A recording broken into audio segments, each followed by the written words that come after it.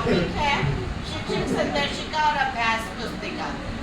पहले हम डिस्कस कर ही चुके हैं अभी ग्रुप में कि क्या शिक्षक संदर्शिका है और क्या है अभ्यास पुस्तिका।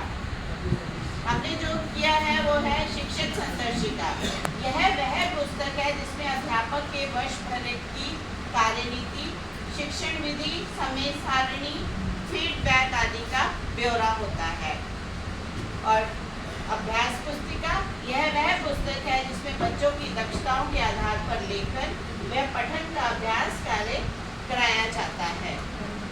इसका इसमें ट्रैकर भी होता है जिसमें बच्चों की दक्षता है उसने प्राप्त की है, पार्शियल की है या नहीं प्राप्त की है, सब कुछ हम उसमें ब्यौरा लिखते हैं। शाब्दिक आंकलन और उसका साप्ताहिक आंकलन का भी ब्यौरा होता है इसमें। इसके कुछ चैलेंजेस भी आए हैं, कुछ हमें बहुत अच्छी बातें भी लगी हैं। हम इसके बारे में डिस्कस करेंगे कि ये क्या है।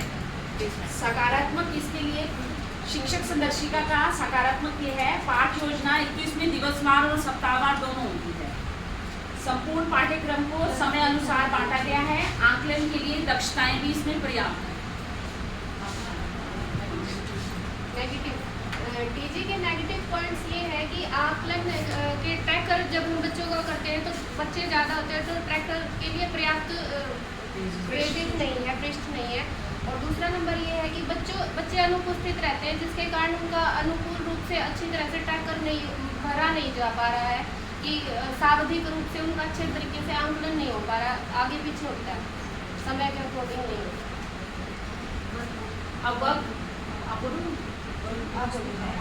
वर्कबुक की जो पॉजिटिव पॉइंट्स है, भाषा की 4 खंडीय ढांचा व योजना जो है इसमें कार्यबद्ध यूज की गई है। पठन, लेखन और डिकोडिंग सभी के ऊपर पूरा ध्यान दिया गया है। वर्कबुक में आकलन, ट्रैकर और रेमेडियल कार्य छात्रों के अनुरूप होता है जिसमें वो आसानी से उस कार्य को पूर्ण कर सकता है।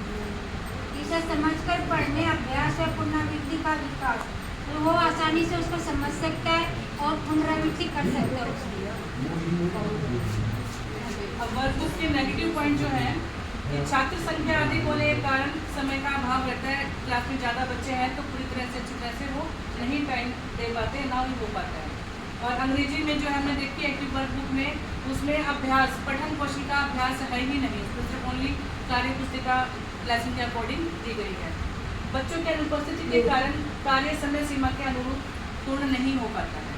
तो ये हमने देखा शिक्षक संदर्शिका के और टीजी और वर्कबुक के नेगेटिव और पॉजिटिव पॉइंट, जो चुनौतियाँ हमारे सामने आती हैं।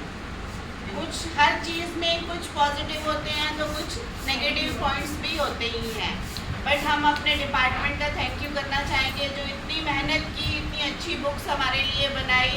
हम बच्चों को अच्छी से अच्छी शिक्षा दे सकते हैं।